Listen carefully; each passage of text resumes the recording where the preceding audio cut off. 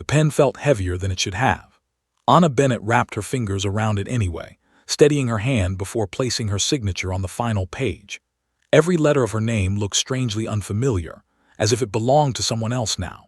The contract stretched across the polished oak table, its pages thick and expensive, carrying clauses he had spent 3 sleepless nights reading over and over until every sentence had become another brick in the wall closing around her future. When she finished, she placed the pen down with more care than necessary. Across from her, the family attorney quietly gathered the documents into a leather folder. "Congratulations, Miss Bennett," Edward Sterling said in his calm, measured voice. "Everything is now legally binding." Congratulations. The word almost made her laugh. There was nothing to celebrate about selling the next several years of her life. She glanced toward the rain-covered windows of the law office. Her father's construction company had spent 30 years building homes throughout Pennsylvania. One failed luxury development, hidden financial fraud committed by his business partner, and a mountain of unpaid loans had destroyed everything. Her father hadn't stolen a dollar, but his signature appeared on every document. The banks didn't care. Neither did the prosecutors. Without this marriage agreement, bankruptcy would become prison. She slowly rose from the chair. "When does it begin?" Edward closed the folder. "It already has." Outside, a long black luxury sedan waited at the curb. Its paint reflected the gray afternoon sky like polished glass. The driver opened the rear door without speaking. Anna climbed inside. As the city drifted past the tinted windows, she watched familiar streets disappear behind them. Small coffee shops, old brick apartments, the grocery store where her mother used to buy flowers every Sunday, the bakery where Emily worked and insisted every broken heart could be repaired with cinnamon rolls. She wondered when she would see any of it again. 40 minutes later, towering iron gates silently opened. The Blackwood estate appeared beyond rows of ancient oak trees. It wasn't simply large. It was intimidating. Dark stone walls rose above perfectly trimmed hedges. Massive glass windows reflected the cloudy sky. A circular fountain stood before the entrance, its water perfectly still despite the wind. Nothing looked accidental. Everything had been designed to remind visitors exactly whose world they were entering. The car stopped beneath a covered entrance. 2 security officers opened the doors simultaneously. Neither smiled. Neither introduced themselves. Edward stepped out first before offering his hand. "This way." The front doors opened before they reached them. Inside, polished marble floors stretched beneath crystal chandeliers. The air carried the faint scent of cedar wood and expensive leather. No family photographs decorated the walls. No signs of ordinary life. Only carefully selected paintings, antique sculptures, and silence. Their footsteps echoed through the enormous entrance hall. Anna tightened her grip on the handle of her small suitcase. She had expected servants whispering, executives rushing through corridors, voices. Instead, the mansion felt almost abandoned. Edward stopped outside 2 tall walnut doors. "He is waiting." Anna drew one slow breath. "Does he always make people come to him?" Edward's mouth almost curved into a smile. "No." He gently opened the doors. The study was warmer than the rest of the house. Books filled floor-to-ceiling shelves. A fire burned quietly inside a stone fireplace, despite the mild weather. Near the enormous windows overlooking the gardens sat a wide mahogany desk covered with neatly organized reports. Behind it, no, beside it, a man waited. Damien Blackwood. He wasn't standing. He sat in a sleek black wheelchair positioned almost deliberately beside the desk instead of behind it, as though refusing to let it define where power belonged. He looked younger than the newspaper suggested. Dark hair brushed neatly back. Sharp jaw. Broad shoulders stretching the white fabric of an expensive dress shirt. His expression held no anger. No warmth. Only complete control. Then he looked at her. Those gray eyes were colder than any courtroom she had ever entered. Not cruel. Not empty. Simply impossible to read. Miss Bennett. His voice was deep and remarkably calm. Please sit. I'd rather stand. One corner of his mouth moved almost invisibly. As you wish. Edward quietly positioned himself near one of the bookshelves without interrupting. Damien folded his hands together. This marriage exists for legal protection. His words carried no emotion. Your father's company avoids criminal prosecution. He paused. My corporation protects shareholder confidence. He continued before she could answer. You will occupy the east wing. I occupy the west. Our bedrooms remain separate. Our personal lives remain separate. You will not speak to reporters. You will not discuss this family publicly. You will inform security before leaving the estate. You will never lie to me. Silence settled between them. Anna met his gaze. And your rules? His eyes remained fixed on hers. I have only one. She waited. I never make promises I cannot keep. For reasons she couldn't explain, that answer unsettled her more than everything else. She looked around the study again. Medical journals rested beside business reports. A rehabilitation exercise band had been folded neatly beneath a side table. A silver cane leaned quietly against the wall. Things the newspapers had never photographed. Things the Billionaire clearly hadn't expected visitors to notice. As Damien reached for a document lying on his desk, the sleeve of his white shirt shifted slightly. Only half a centimeter. Barely enough. But Anna saw it. A dark stain. Old. Brown. Hidden beneath the perfectly buttoned cuff of his left sleeve. Dried blood.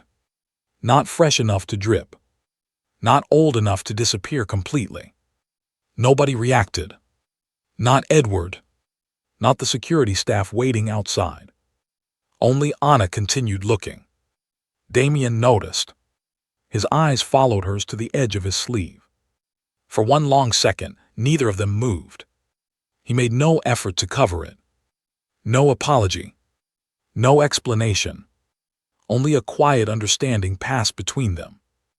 She had seen something he never intended anyone to notice. Someone with unlimited wealth could hire the best doctors in the world. Yet this man was hiding his own wounds beneath perfectly tailored clothing. The wheelchair wasn't the entire story.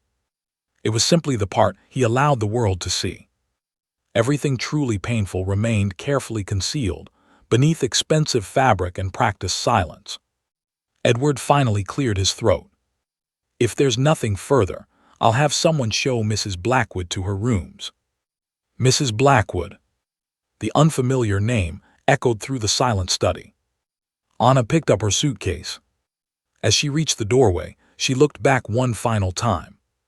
Damien had already lowered his eyes to another report, as though business mattered more than the woman who had just become his wife.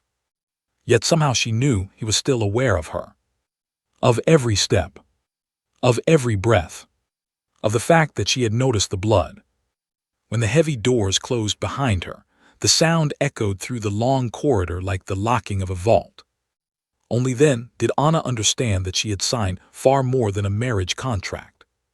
She had stepped into the carefully guarded life of a man whose greatest battle was one he refused to let anyone witness. Anna barely slept. Every time she closed her eyes, she saw the thin line of dried blood beneath Damien Blackwood's immaculate cuff.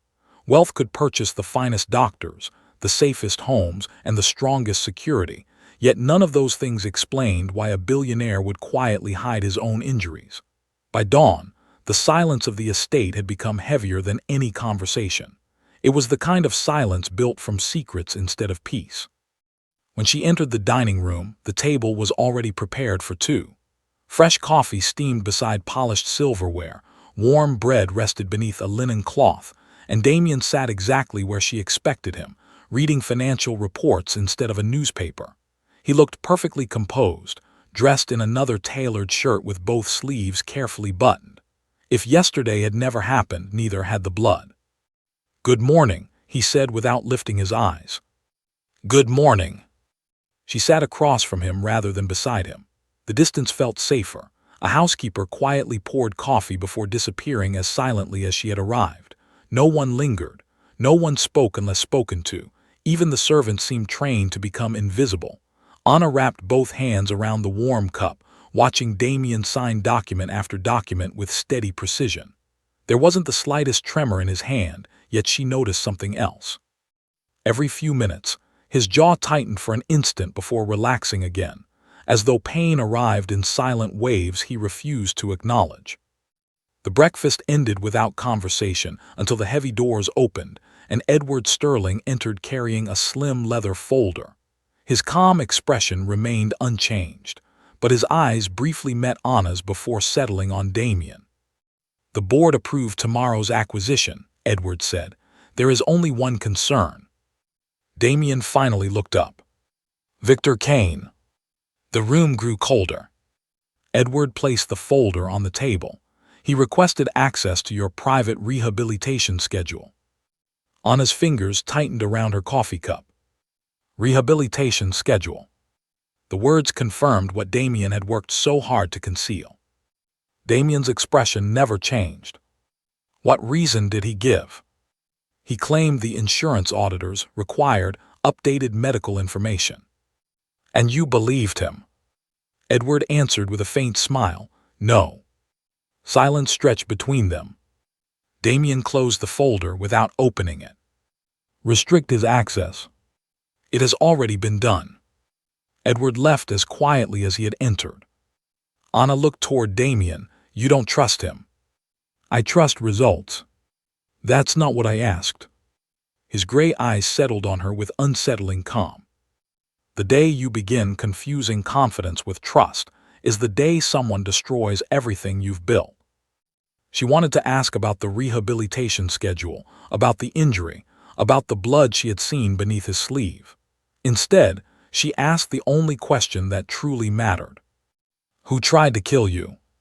For the first time since she'd arrived, Damien stopped moving completely. Outside, thunder rolled across the distant hills. He slowly placed his coffee cup onto its saucer. "I haven't figured that out yet." The answer settled over the room like a storm cloud. Because if the richest man in the room still didn't know who had tried to end his life, then whoever had planned it was almost certainly still close enough to finish the job. The rain arrived just before midnight, striking the tall windows with a steady rhythm that made the enormous estate feel like an island cut off from the rest of the world. Anna stood in the library, holding a history book she had not read a single page of. Her attention kept drifting toward the second floor where Damien had disappeared hours earlier. The silence inside the mansion was almost unnatural until a sharp metallic crash echoed through the corridor above. It lasted only a second, followed by absolute stillness. Every instinct told her to stay where she was, yet curiosity pulled her toward the staircase one careful step at a time. Halfway up, she noticed a faint trail of crimson on the polished wooden floor. The droplets were tiny, almost invisible beneath the warm lights, but they were fresh. Her pulse quickened. She followed them to a partially open door at the end of the hallway. Inside was not a bedroom but a private rehabilitation room unlike anything she had imagined. Parallel bars stretched across the center of the room, medical equipment lined one wall, and a set of security monitors displayed every entrance to the estate. Damien stood between the bars, his hands gripping the steel so tightly that his knuckles had turned white. His wheelchair rested several feet behind him. Blood trickled slowly from his palm where the metal had torn through an old wound, yet he remained focused on taking another step. Before Anna could speak, his right leg trembled violently. His balance failed. She crossed the room instinctively, catching his shoulder just before he struck the floor. The sudden contact froze them both. Damien's breathing was uneven, but his expression hardened immediately. "Let go," he said quietly. Anna ignored the order. She steadied him without forcing him back into the wheelchair, allowing him to regain his balance on his own. For several long seconds, neither of them moved. The only sound was the rain outside, and the slow drip of blood onto the rubber flooring beneath their feet. "You should have called someone," she whispered. "I don't need witnesses." "You need help. I need dignity."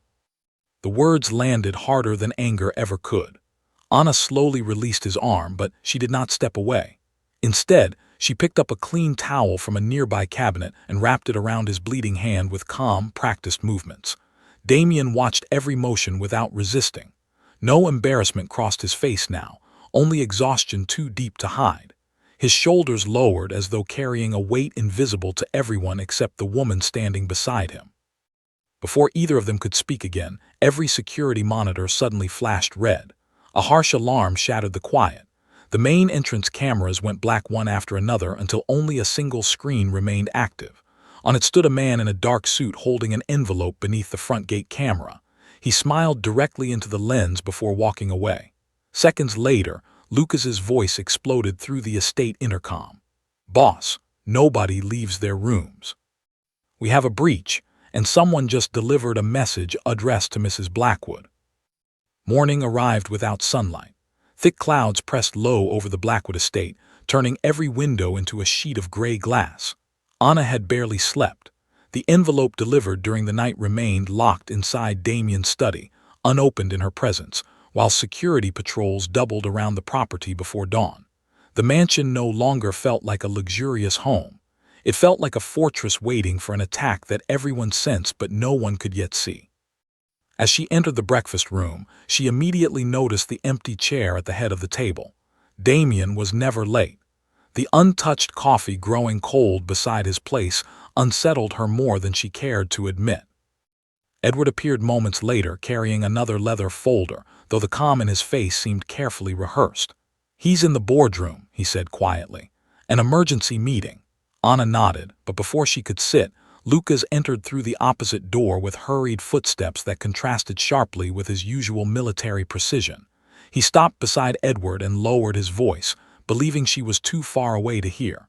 The envelope contained only one photograph. Edward's expression changed for the first time since she had met him. "Which one?" Lucas answered with a single sentence that turned the room colder. "A picture of Miss Bennett leaving her father's office yesterday, taken before the wedding." Anna's cup slipped slightly against the saucer. Someone had been watching her long before she entered Damien's life. Unable to ignore the growing unease, she quietly followed the distant sound of voices echoing from the boardroom corridor. The massive oak doors stood slightly open. Inside, Damien sat at the far end of the conference table, surrounded by executives dressed in immaculate suits. Despite the wheelchair beneath him, he dominated the room without raising his voice. Every chart projected across the screen showed company acquisitions, international contracts, and falling stock prices triggered by rumors of his health. Then Victor Kane stood to speak. His smile appeared polished, almost practiced. "Investors are asking reasonable questions," Victor said smoothly.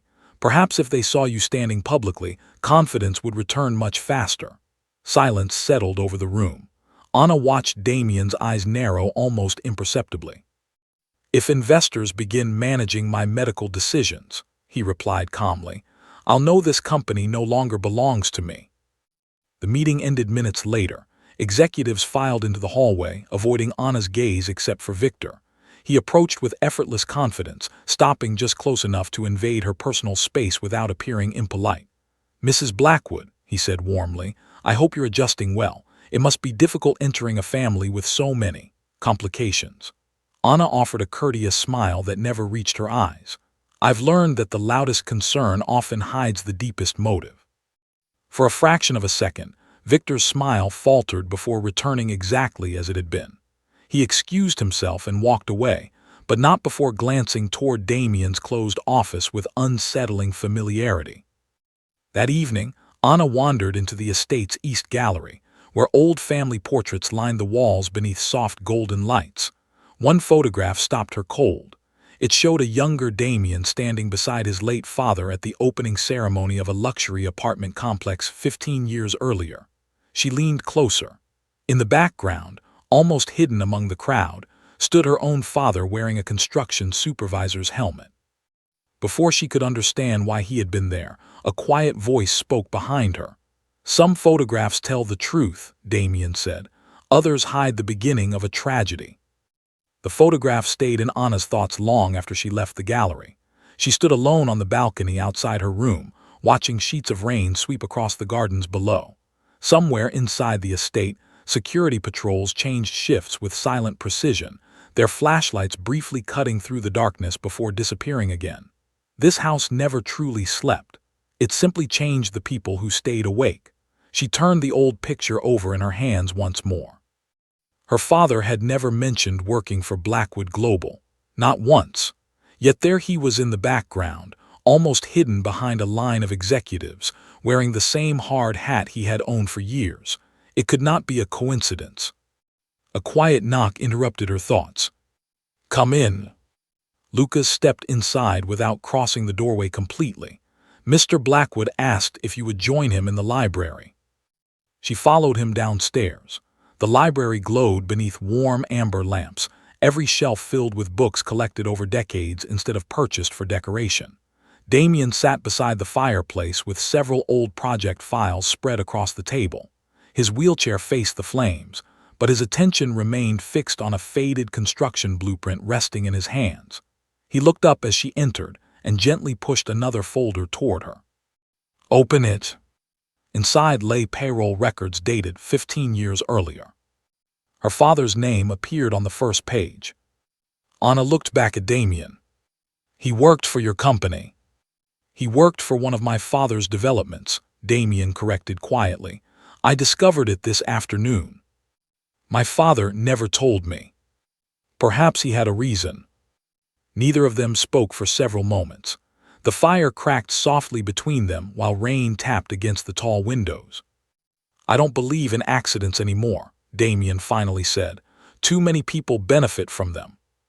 Anna closed the folder carefully. "Do you think someone is hiding what really happened?" "I know someone is." Before she could respond, the lights throughout the estate suddenly went out. Darkness swallowed the room. The emergency generator should have activated within seconds. They didn't. Only the orange glow of the dying fireplace remained. Lucas's voice burst through a battery-powered radio somewhere beyond the hallway. "Boss, power failure across the entire property. Security cameras are offline." Damien's expression hardened instantly. "That wasn't a power failure," he said. "It was planned." The sound of shattered glass echoed from the east wing. Anna instinctively stepped toward the doorway. Damien caught her wrist before she could leave. "Stay behind me. You don't even know what's happening." "I know exactly what's happening." His voice remained calm, but every muscle in his shoulders tightened. "They're not here to steal money." Another crash echoed through the mansion. Closer this time. Lucas appeared in the doorway holding a flashlight. "The vault is untouched," he reported. "The intruder ignored every valuable item."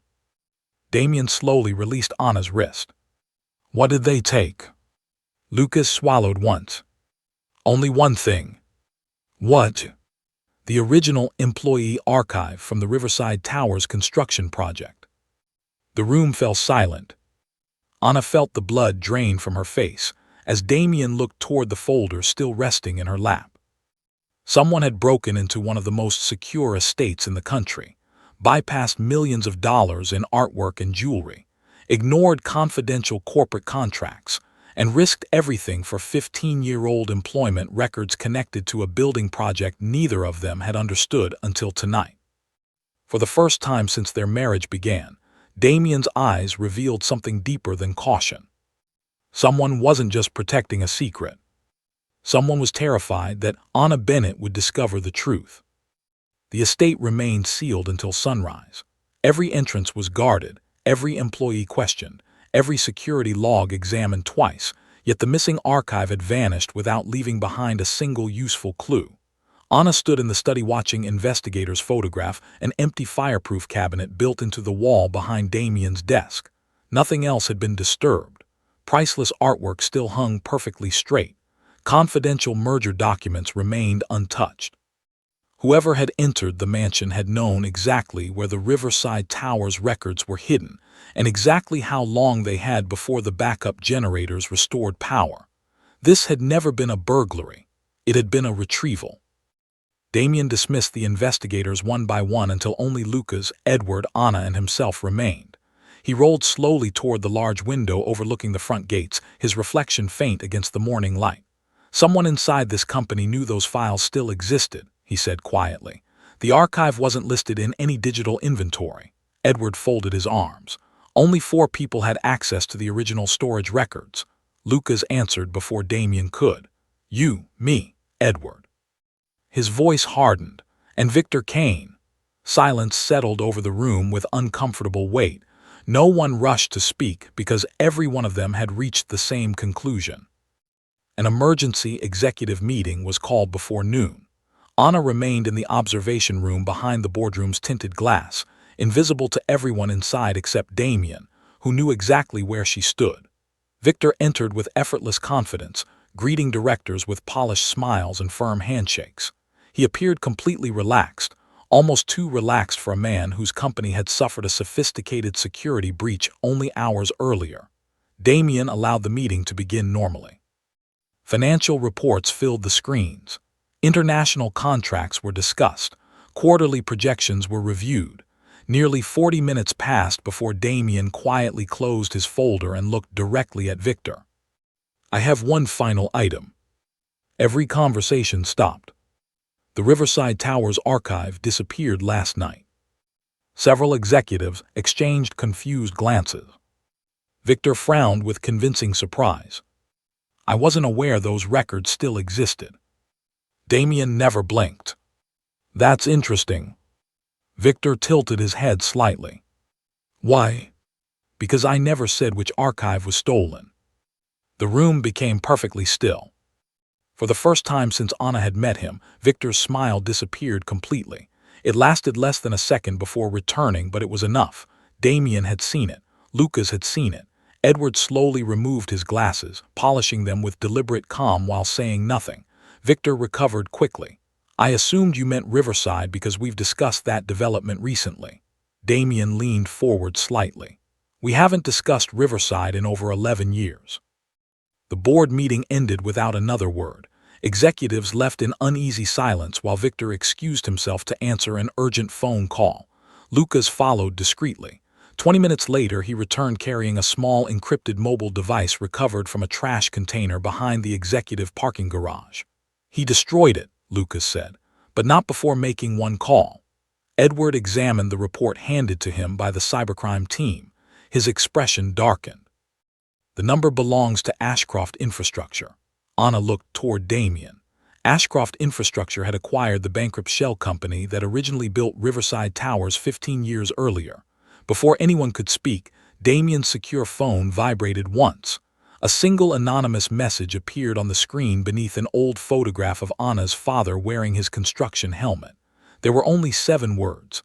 Ask your wife who ordered the final inspection. The message stayed on Damien's phone long after the screen had gone dark. No one spoke.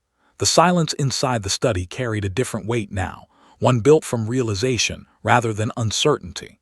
Someone outside the company knew details that had never appeared in public records, details buried so deeply that even senior executives believed they had been destroyed years ago.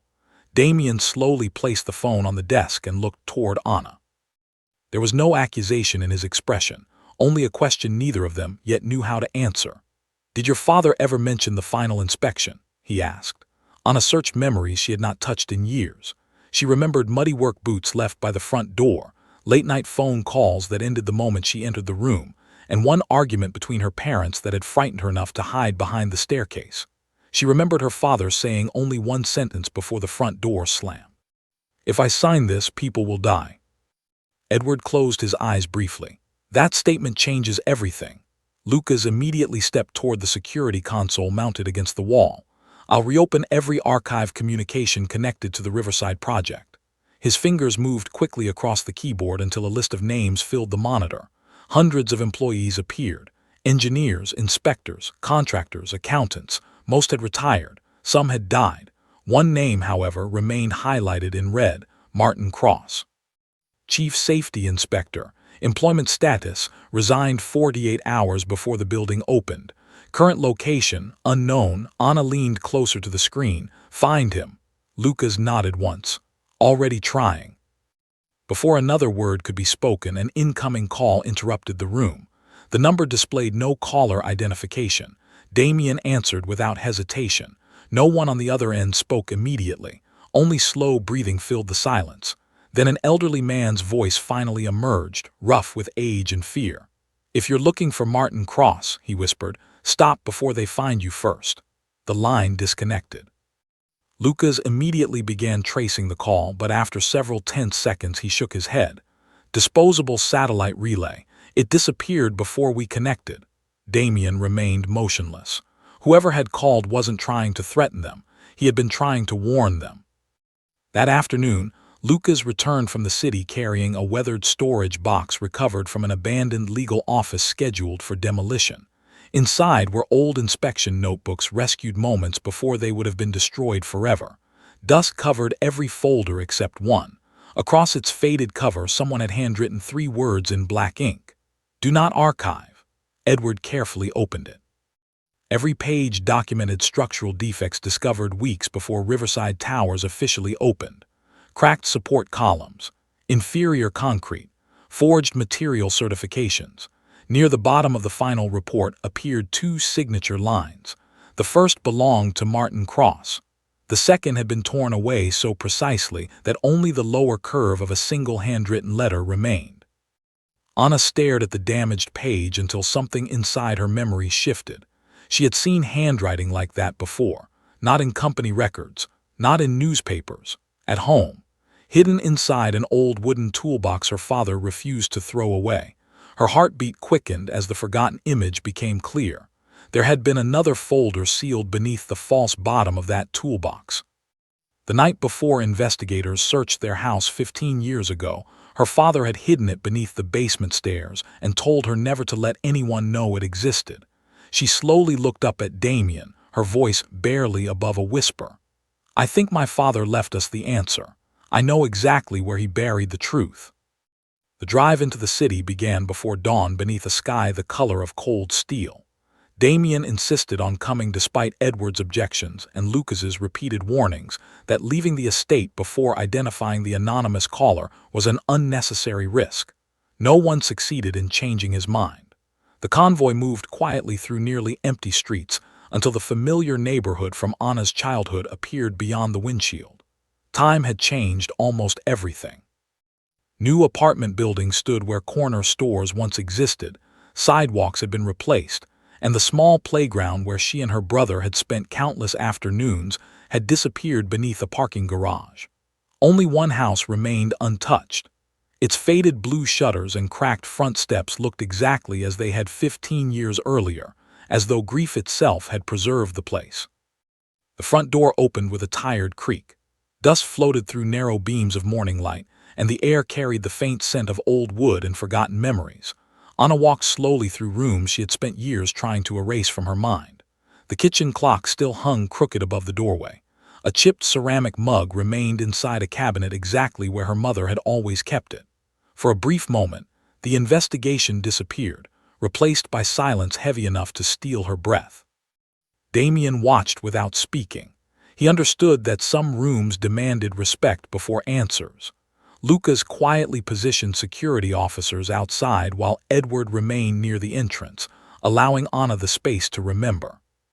She led them into the basement. The wooden staircase groaned beneath every careful step. At the far wall stood an old workbench covered by dusty sheets.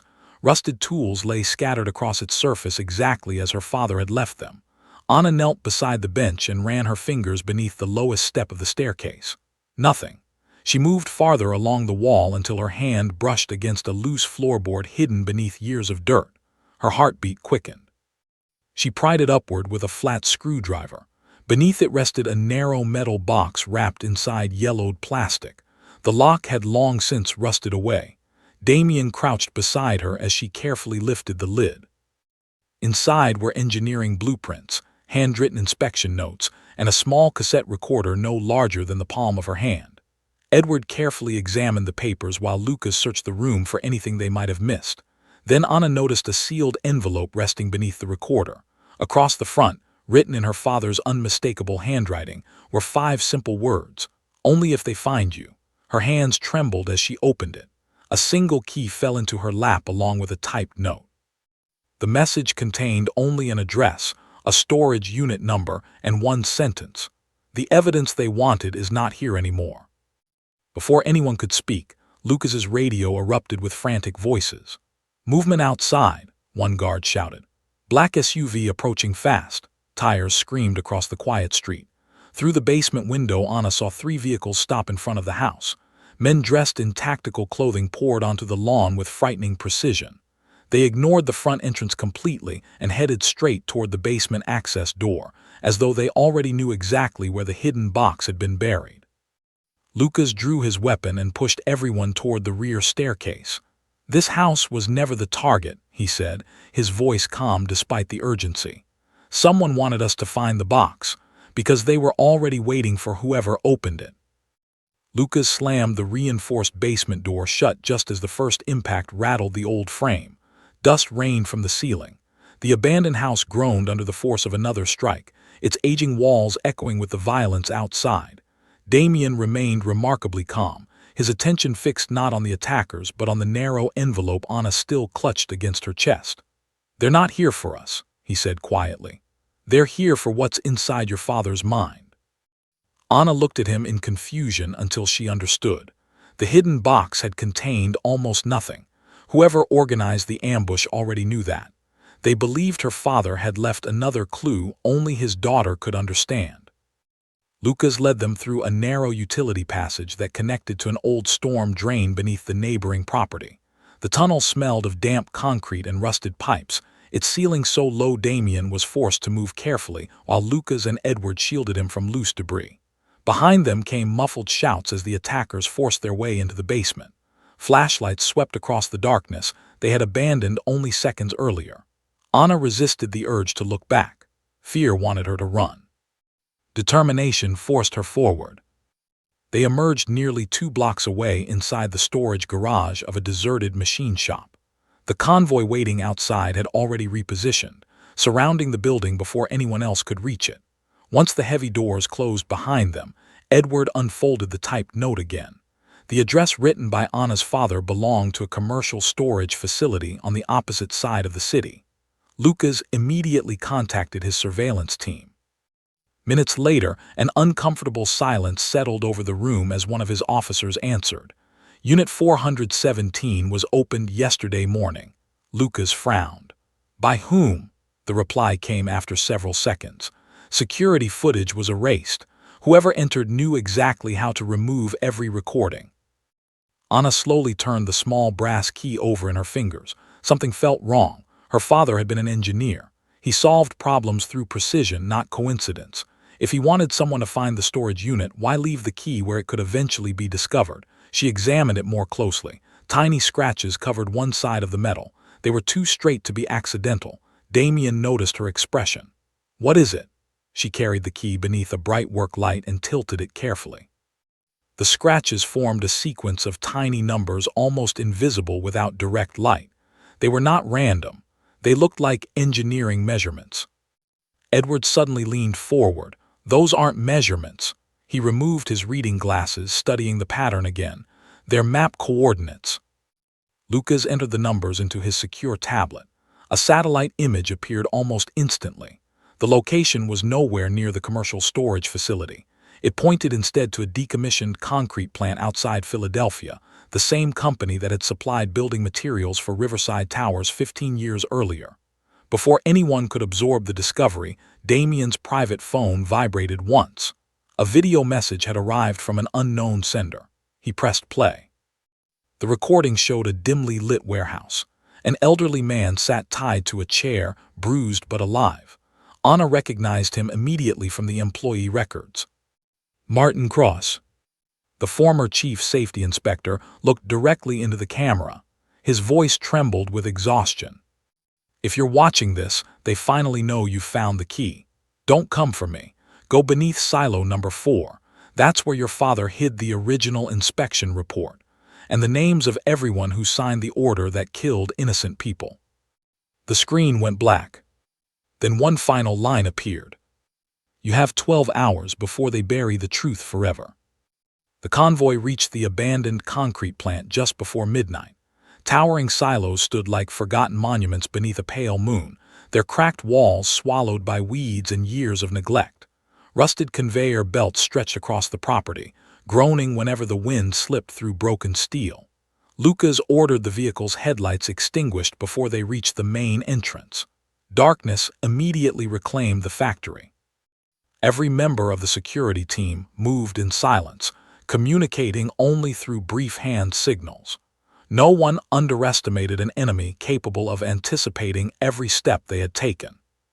Damien studied the faded site map spread across the hood of the lead vehicle. Silo number 4 stood at the far end of the property beside an abandoned rail line.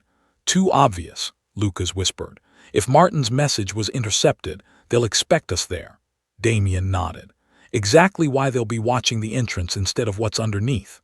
Anna looked again at the engineering drawings recovered from her father's hidden box. A forgotten maintenance tunnel connected every silo beneath the ground, built decades earlier for electrical access. It had never appeared on public blueprints.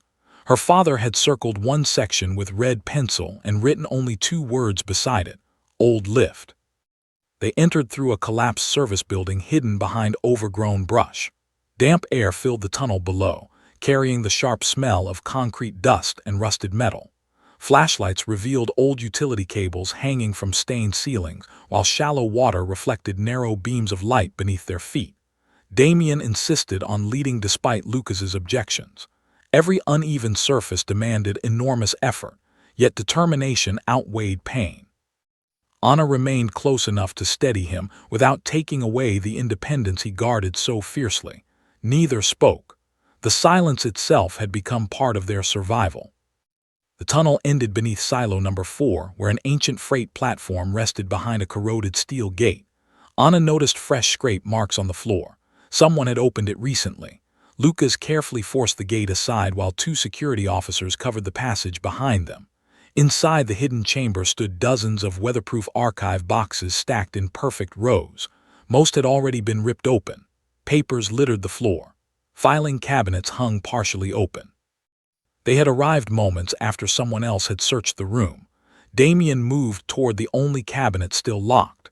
The brass key from Anna's father slid into place as though it had waited 15 years for that exact moment. Inside rested a single thick binder sealed inside waterproof wrapping. Across its cover appeared one handwritten sentence: Original safety investigation, never submitted. Anna opened it with trembling hands. Every missing signature, every falsified inspection, every altered laboratory report remained intact. At the back of the binder lay the final approval sheet everyone had searched for.